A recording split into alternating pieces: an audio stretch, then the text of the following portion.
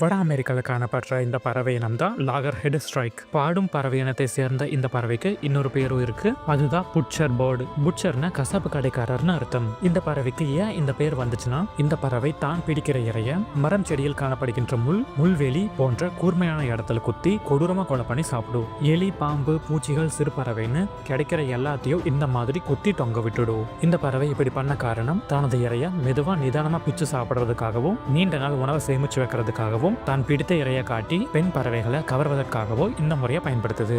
இந்த காரணத்தால தான் இந்த பறவை புட்சர் பேர்டுன்னு அழைக்கப்படுது.